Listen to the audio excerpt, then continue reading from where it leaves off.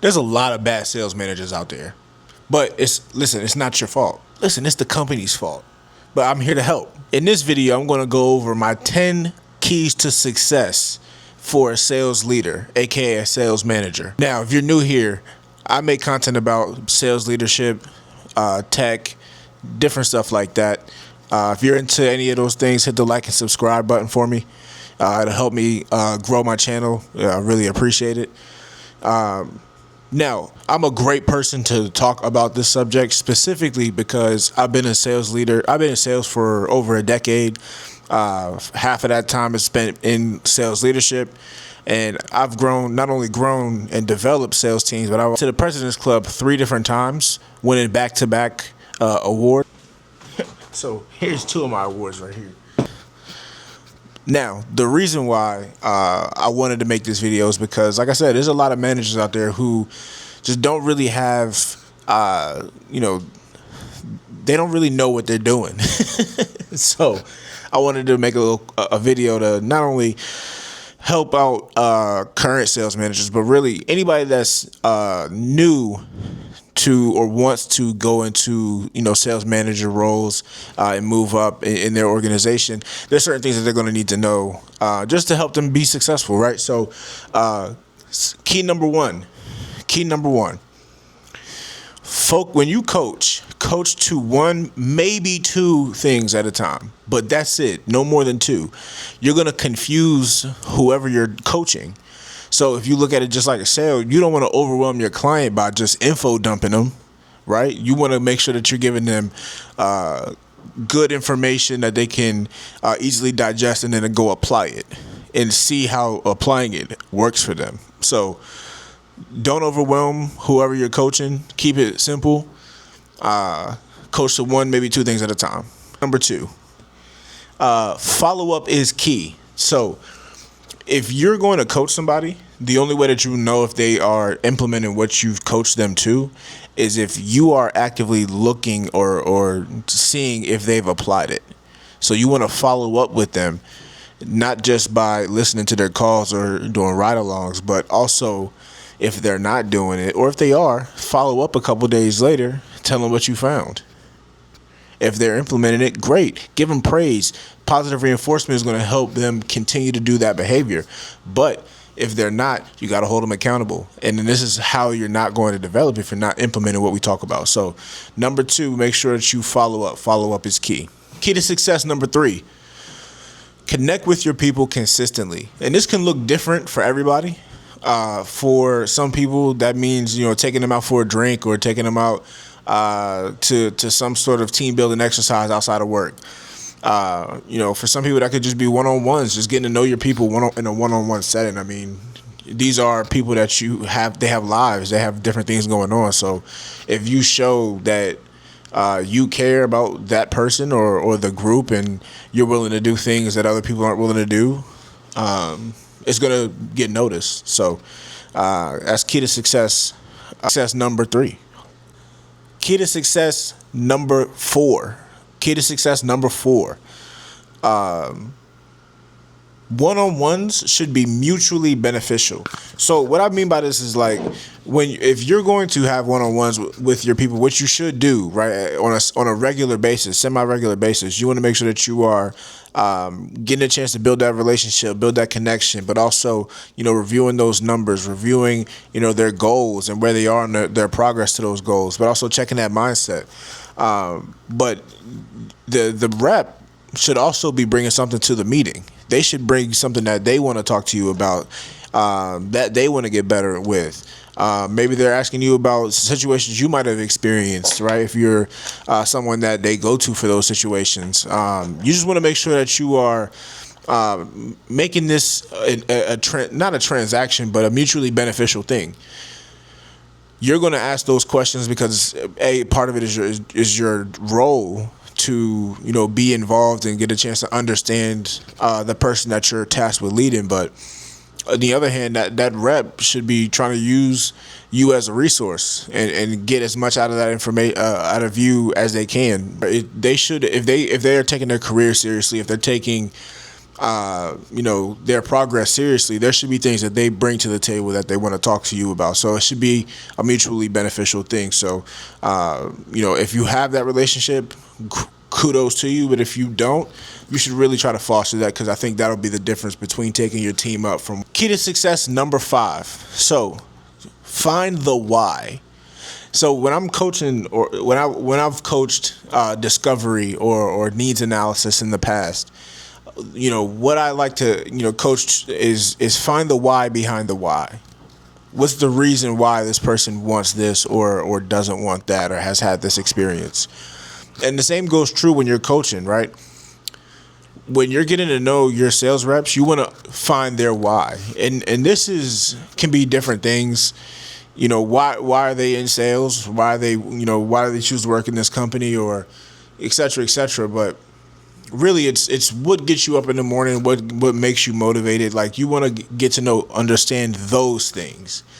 And the agent or the rep might not be able to tell you initially or at 100% what their why is, but that's why it's up to you as a sales leader to constantly be looking and approaching it from that perspective. Like, what is their why? What seems to motivate them? What drives them? And so when it comes to the why, I don't think it's helpful to have it tied to anything material. Or goals, rather. Like, those things, you don't want that to be tied to a goal. Or excuse me, you don't want it tied to be something material, because if it's tied to something material, once that person gets it, because they are going to get it if they're driven enough, what happens once they do? Now they have to find motivation. And so it has to be a lot more powerful than just an object or some sort of achievement. It has to be something a little bit deeper than that. So, key to success number 6. So you are the leader. You have to always be the leader, man. Lead by example. And when I say, man, I'm hopefully that's not coming off, and crazy. But for any sales leader, you have to remain the leader. And so when things are going well, that's great for you. When things are not going bad, or excuse me, when things aren't going well, or things are going bad, that's also on you. And so what I find helpful is to always have, first off, you want to always know your numbers. Like, you want to always know your numbers. You want to know the numbers of any individual at any given time. You'll never know when someone from upper leadership is going to ask you a question about your team, and you need to have a good answer and a good pulse for what's going on, and how you're planning to help fix it. And you're not going to be able to know that if you're not on top of your game. So I think it's also very helpful, like when you are having situations with an agent or a rep, maybe you say something that they don't like, or there becomes some sort of friction.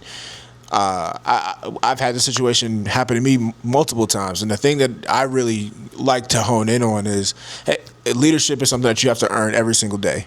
Every single day, every interaction with any person, you have to earn it every single day. And maybe I didn't earn it, or I didn't do a good enough job in that moment. But I promise you, if we put our best foot forward, tomorrow I'm going to earn it again. And I'll make sure that I make up for it for sure.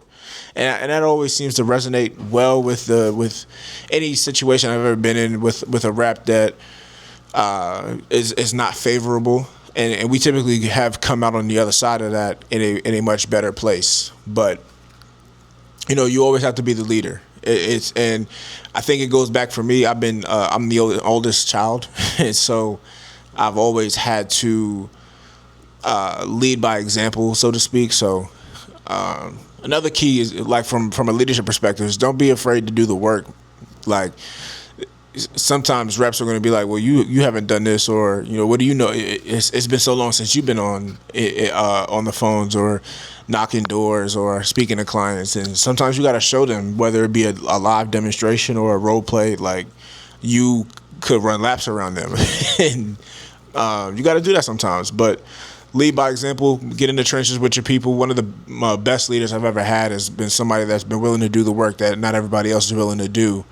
And inspire others to do it. So just another key to success. Key to success. Now we're at number 7. Key to success number 7. So Power of consistency, man. If you are not consistent, you can't expect your team to be consistent.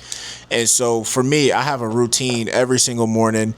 Every first post I make in my team chat is always reviewing numbers. Me giving them insight to what I saw, how we can be better for today.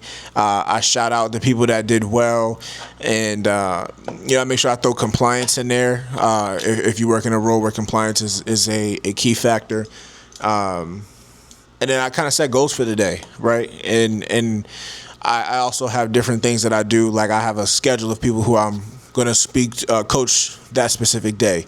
So I also have like a schedule of times that I check in with my team and give the numbers of where we are. It helps to set goals for those specific time periods, because when I was a sales rep, that's what I would do. If I split my day up by every 90 minutes and try to maximize that time for each window, what I found is it helps me be more productive. But it also helps me manage my time a lot better. So by doing that, I've carried that over as a sales leader. And so I break my days up into every 90 minutes. I give out those updates and have goals for where we should be. And then if we're not at those goals, kind of point out some reasons why.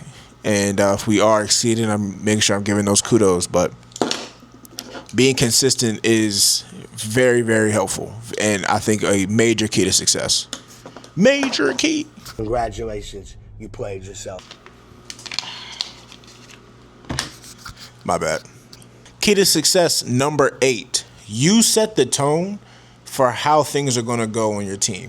So there was a leader I worked with, really good guy. And he said to me one time, his mindset when it comes to leadership, you're either a thermometer or a thermostat. So if you're a thermometer, you're checking the temperature, but a thermostat sets the temperature, and that's what you want to be. You want to be the person that's setting the tone. You want to be the one that's bringing the energy. And you don't have to be a rah-rah guy. You don't have to be somebody that's like, oh, yeah, let's go. What? Like, you don't got to really do that. That's doing a lot if that's not who you are. But you got to make sure that you're hyping people up in your own way. You got to make sure that you are bringing energy in your own way, because energy is infectious. So if you're coming in dull, if you're coming in slouching, or you coming in it's just not bad vibes, then that's what your team's going to have. So you are a reflection of your team. So you got to make sure that you are being a thermostat and not a thermometer. Key to success number 9. Listen. Appeal to instant gratification and delayed gratification. So people are driven by different motivational factors, competition being one, money being another, being helpful, there are different factors of why someone would be motivated to do something. But what I found is when it comes to sales, when you're going to incentivize salespeople, you want to have something that they can strive for immediately, but also have something that they can strive for down the line. Because it's easy to manufacture motivation in the short term because of just a quick dopamine hit. But the long-term success or the long-term initiative into something that they could get later is what's going to keep that motivational drive pumping and going. So if you're going to incentivize somebody, have something in the short term, like it doesn't have to be paid, but from some of the paid options you could have, like little gift cards for coffee, or take someone to buy somebody lunch, or some companies will have what they swag, like they'll give you hoodies or whatever the case may be, like short term stuff. You can also do like special team awards, weekly awards for different people who do really good in certain metrics or hit certain goals. You can have so if you have meetings, they can allow somebody to run a meeting or bring a specific topic that they want to talk about, be recognized as a subject matter expert or SME for that specific thing. Those are some different ideas that you can do for short term, but for long term, it can definitely be bigger gift card.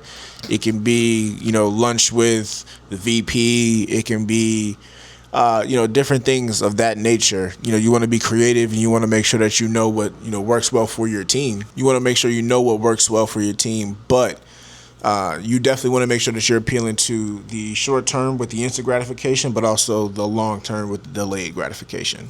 Key to success number 10. Listen, I talked about this before.